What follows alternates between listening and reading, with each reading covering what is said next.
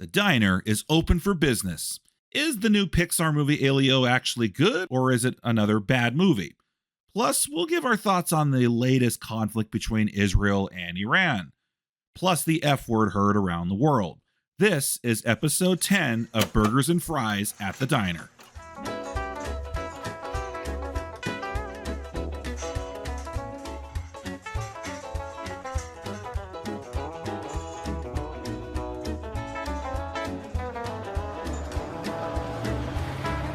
I'm Desert Couch 22. You can call me Anthony if you wish. So who do we have on today? Would you care to introduce yourselves? This is Gregory from Minnesota, aka Thriller Wolf. I'm Atomical. Mr. Pat 55. And Deviluke from California. So, we got two people from California. Everybody else is in the central states. I guess that makes us superior, Mikey. Boo. Pat, okay, before we talk about Elio, what are the other movies that you have seen? 28 years later, The Unholy Trinity. And How to Train Your Dragon live action remake. Okay, so we actually have some big notable releases that have come out. So which one do you want to start with first? I guess Elio. Let's do that one last. All right, then How to Train Your Dragon. Okay, so pretty much I think all of us have seen the very first one. I thought it was a good animated movie back when it came out. Mm-hmm. So how is the live action remake? I mean, it was good for what it was, although I still think it's an unnecessary remake, but to be fair, I think the visuals look really nice. And I'm glad they brought the original actor who played Hiccup's dad to reprise his role as the father, Viking. But overall, it was pretty good. It was certainly way better than the Lilo and Stitch remake. Here's a fascinating fact about How to Train Your Dragon. Toothless and Stitch, and I think even the Toy Story aliens are all designed by the same guy, Chris Sanders. Seriously? Yeah. What's the next one that you want to bring up here, Pat? The Unholy Trinity. It was great. I just like Westerns, and I think the villain played by Nick Fury, Samuel L. Jackson, was just fantastic. You got James Bond and Nick Fury in a Western. How can you go wrong with that? Oh, exactly. And I like Westerns, although I don't think I've seen too many. I think I've only seen Lone Rider with Clint Eastwood and A Million Ways to Die in the West and Blazing Saddles. Oh, Blazing Saddles is hilarious. Oh yeah, I've seen the re-release of it last year. You know they're gonna do. Did you hear that they're gonna finally do a Spaceballs 2? Yeah, I am actually very, very excited for it. Of course, I got to go watch the original first before I see the sequel, so I know what I'm dealing with. Well, You haven't seen the first Spaceballs yet? No, not yet, but it is on my watch list. You are missing out. Well, Spaceballs is a better Star Wars movie than the Disney sequel trilogy. I mean, I could see that. And well, Pat, if there's one thing you should know of one famous quote from the movie is this: "How many assholes we got on this ship anyhow?" Yo, I knew it. I'm surrounded by assholes. Yeah, that's the one I was thinking of. I saw a clip of it on YouTube. Here's the other quote that says, "I can't breathe in this thing." what is great about that is Rick Moranis, who basically retired from acting long time ago. He hasn't really been in films since the 90s. He actually is going to come out of retirement to play Dark Helmet one more time. Oh, I was about to say that. Great. Like, if we were gonna get Dr. Wayne Dolinsky back. I just hope they're not going to wire down the comedy of this movie. I mean, if it's Mel Brooks is directed by Mel Brooks, I think it'll be just fine. I don't think he's going to be directing it. Again, he's almost 100. There's no way he's going to be having the energy to be directing it, but I believe he trusts the right people to make the movie, and we'll see how it goes. I think he's still though going to oversee the project. No, hopefully it doesn't turn into what the sequel to Coming to America became. That one was awful. Well, how was 28 Years Later, or whatever it's called? Oh, it was something, all right. I mean, I didn't see the first two, but this one was pretty good. I liked how they got Ralph Fiennes in it. So, all right, now let's talk Elio. So, Pat, I've heard Elio was bad. I've heard Elio is good. What's your verdict on it? Well, first of all, I think they're full of shit and don't know what a good movie is if it kicked them in the butt. Second of all, I think Elio was a very great movie, emotional roller coaster ride. I would even go as far as to saying, as somebody on the autism spectrum, I would definitely relate quite a bit to Elio's scenario. I heard that was intentional. I heard there was definitely a lot of nods to people on the spectrum on this movie. Kind of heard from Clownfish TV is that it failed at the box office. Well, more than that, I heard it was like the worst opening weekend in Pixar's history, it sounds like a giant shocker. That's because Disney had no confidence in original ideas anymore. They wouldn't even give Elio a chance. They didn't even market this movie. They really didn't. I think it's because people don't really trust Disney these days. Well, that could be another part of it. Disney, I think, is being run by a bunch of woke, greedy pricks. So I'm sure there is a lot of that. I mean, when I went to the Pixar campus, FYI, I do astronomy freelance gigs in real life. So Pixar, of all things, actually contacted me, or through a third party. They said, "Hey, we would like you to set your telescopes up at the Pixar campus." And I actually got to set my telescopes up for a small party held for aspiring creators who got to meet people who worked on the film. And the people who worked on the film told me about how they actually did research on what the stars in the background are supposed to look like. And they actually were, passionate astronomy enthusiasts themselves. So, I was cool that I got to chat with them. So everybody that I met that worked on that film was nothing but nice to me. And I really wanted the film to do good.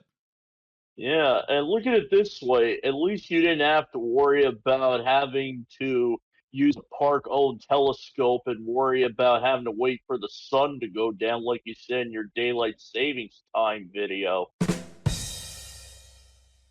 Nope, I was able to tell them, nope, the sun doesn't go down until 8 because it was the middle of May, and they knew right away. Yep, we'll have it start at 8:30, so it was no biggie.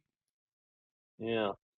It's very fascinating. I mean, I just know it can be very frustrating if you're an astronomer having to wait for the sun to go down, and by the time the park closes, you just don't even get a chance to look up at the stars.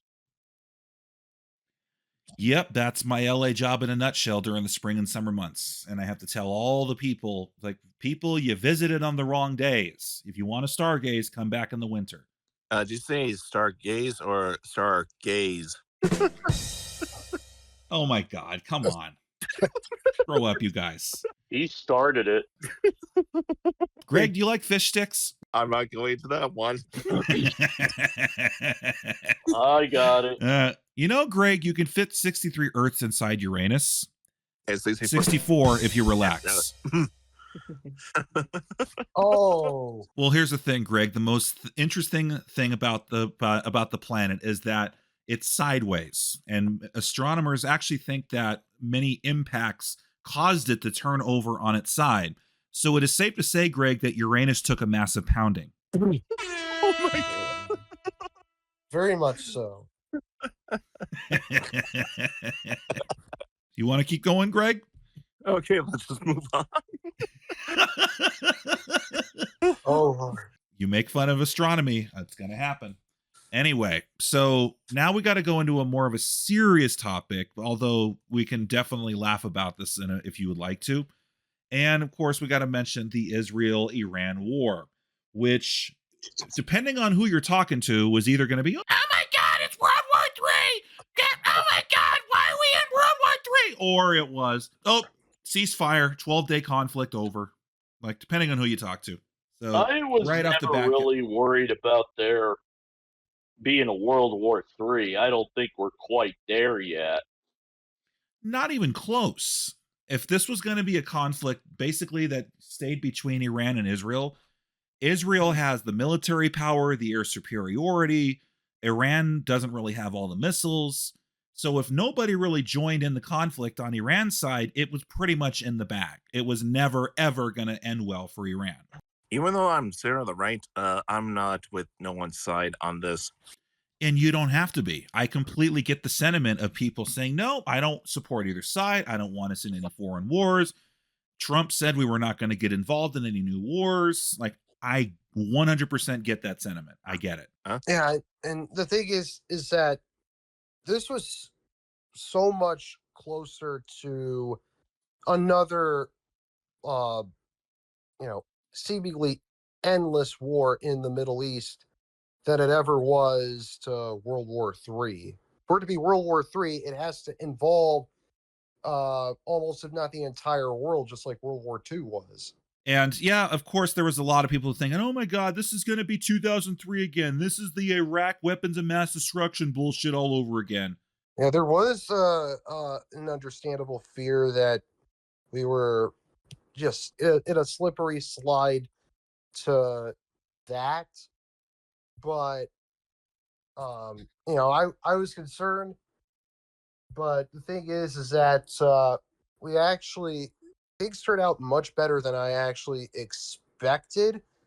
But I did hear that, we did not wipe out Iran's nuclear program, and that there may be more nuclear facilities in Iran than the ones that we actually, bombed. But at the same point, though, the day after, the very next day, there were missiles that were actually launched, I think, onto U.S. bases, and we intercepted all of them but one, and no American got harmed. And here's the other thing about that is Iran told us they were going to launch those missiles at that specific base. If this was an actual war that was escalating, this, it's not like when Pearl Harbor happened, Japan was telling us, oh, we're going to send a bunch of our planes over to your base and we're going to bomb your base. They didn't say that. It was a surprise attack. They basically, out of courtesy, said, here's what we're going to do. We're going to launch it at the base. And so the US was able to respond and intercept all but one of them. And the one that they didn't intercept, they said, oh, this one's not a threat. Don't worry about it. What happened in 2003? The Iraq War. Remember when we sent troops into Iraq to get Saddam Hussein out, overthrow their regime, install a new one, and then it turned into that can of shit for 20 years? Yeah, the Iraq War technically lasted from 2003 to 2011. The Afghanistan invasion, where we overthrew the Taliban, that lasted for almost 20 years. Right. So they're thinking, oh my God, you're going to try to do a regime change to Iran. I don't think that's been the case. As far as we're concerned, okay, Iran can have whatever regime they want, but you just don't give them nuclear capabilities to use weapons against us. Iran has a history of attacking their enemies with every weapon they've acquired. If you give them a nuclear bomb, what do you think they're going to use it on? I would have thought we were going to change the regime. I'm not sure if they would actually use it to attack another Middle Eastern country, including Israel. The reason why Iran wanted a nuclear weapon for all these years in the first place was to use it as a deterrence tool. so that way, if like a Middle Eastern country like Pakistan would do X to them, Iran could use their nuclear weapons to basically, basically as a threat. We're gonna use it against you if you do this to us, or if you keep doing X to us. And the other reason why was because they wanted to basically use it as a bargaining chip so they could get access to negotiations, especially with the other Middle Eastern countries. The money that came from the Obama administration and the Biden administration that went to Iran, what did Iran use that money to fund? Our enemies in the Mideast? They used it to fund Hezbollah and Hamas, who proceeded to commit terrorist attacks, and the latter of which tried to invade Israel on October 7th. Okay, on the other end of it, if it is indeed true that they had enough enriched uranium, they were close to having a weapon. Look, a country as crazy as Iran that throws acid in women's faces and blinds them for showing some ankle, a country that funded jihadist organizations that have attacked us and our allies. Remember the Iranian hostage crisis? No. Yeah. I kind of learned it from Desert Coyote's old videos. The old videos that you keep wanting me to go back to. I know you don't want to make them anymore. The thing that caused the retaliatory strike was us striking nuclear facilities. So yeah, you had Trump. We delivered all these bunker busting bombs that destroyed it. And now we're being told, nope, it didn't really destroy it. They moved their facilities before the attack. Like, what are we supposed to be led to believe? We were first told that the bombs hit and that the planes were on their way back over the ocean before Iran even knew what happened. So now we're told, oh, by the way, it didn't really work. So it sounds like Iran is moving the goalpost on purpose. But then again, you can't really trust Netanyahu anyway. He's been saying multiple times for 30 years that Iran is so close to building a nuclear weapon or even nuclear weapons, and it still never happened. So right, and that's the other thing. It's like you're hit it on the head. They've been saying that for years. So what changed? Obviously, the reason why America is involved is because the Israel attacked Iran on day 61 of a 60-day ultimatum that Trump gave Iran. Trump was the one who told Iran, you come to a nuclear agreement with us and we strike a deal within 60 days that he made back in April. And on day 61 was when this war happened. If we sent bombs to facilities that didn't kill anyone, they just destroyed the facilities, and and we've had 0 U.S. troops die in the process of this, then this is mainly a win for the U.S. and the Trump administration. And you got people that are trying to say, no, don't do that. Every time there's been something going on between Trump and another country, whether it was Trump in Syria, Trump in North Korea, it was always, oh my God, Trump's going to lead us into World War III, and it never happened. Uh-huh. Oh, a deal's been reached, ceasefire has been reached, and again, same thing. A ceasefire got reached shortly after that retaliatory strike from Iran that they warned us about, that they courteously told us that they were going to do. So, and then we got then even after the ceasefire, there was alleged violations on both sides that happened, which led to the F word heard around the world, where Trump basically he told these reporters, we have these two countries that have been fighting so long and so hard that they don't know what the fuck they're doing. And these news sites didn't censor the word fuck. Now that is crazy. It may seem crazy even for Trump, but I'm not really shocked. I mean, Trump has made Trump. Even during the 2016 campaign, he cursed a few times once in a while. Right. And but now that Trump cursed, all of a sudden I'm seeing my lefty Facebook friends like, oh, he ruined the word fuck for us. Oh my God. Like, and grow up, people. That is the funniest thing I heard from people on the left. I still believe Iran's gonna go through a revolution. I mean, look what happened to Syria. They overthrew al-Shar. Oh, how can he say the F word? Oh gosh. As for, the left reacting to North Korea and Syria? Well, look, I think they were overreacting to some extent over things that they were, underinformed about. North Korea cannot freaking attack us, and they still can't make a nuclear weapon. Syria was a battle that really already started under Obama, but we still needed to continue that under Trump in his first term. And It's already Right. over. when it comes to the Iranian nuclear deal, I actually did recently talk to someone who took I think it was his international relations class as part of his college political science minor. And he actually was, researching the Iranian nuclear deal. And he said that what Iran basically, what that deal basically did was, was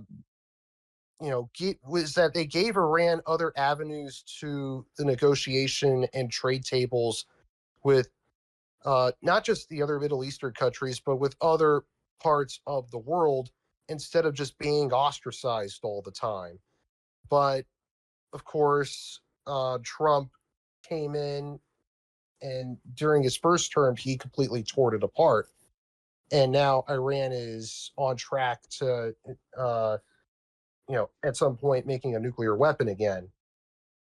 Is what I've been told by Supposedly them. that might happen, and if it is true that they're making a nuclear weapon, and if it is true that the strikes did not damage the facilities, it set them back or whatever, then unfortunately something has to be done, because now they're pissed, and now they're like, oh, once we get the bomb, we will rain holy fire on your city. That is something that we can worry about. Absolutely. Yeah, that's why in my opinion, deals are important. Now, with all of this said, Israel has a very long history of always surviving, even when they're being under attack. No matter how severe those attacks or that attack really was, it's actually the chosen country according to the Bible, which perhaps explains why Israel has and will continue to survive and endure. Well, we shall see. Any closing thoughts on this, guys? I was gonna say one. I still believe Iran's gonna have like another revolution to outthrow the supreme leader. Good. Maybe they'll have somebody that lets women take their hijabs off, and we can actually see that these women are fucking knockouts instead of hidden behind a mask. They used to look like that. I mean, it used to be like that back during the 60s and 50s with the king of kings or the Shah. Right. And speaking of the Shah, I would like for that to happen, of what you just said, but it is our fault as a country, the United States, for the Shah to even exist. We overthrew their prime minister in the 1950s and replaced it with the Shah. I don't know With the help because of So CIA. I still believe a constitutional monarchy is the best kind of government. A false democracy always fails every time. well, anything is going to be better than whatever they are doing, whatever this Ayatollah is doing right now. Yeah. Even with Israel, I still believe in order for them to like make up, there should be like a monarch that both supports Islam and Judaism at the same time, rather than one side picks all. There you go. All right. So Pat, Greg, any closing thoughts? Nope. All right, guys. Thank you so much for this discussion. Stay tuned for the next time. Stay tuned for the next time the diner is open for business. But for now, the diner is closed. I'm Desert Coyote 22. Thank you for listening. Say goodbye, guys. Goodbye, guys. See ya and good night.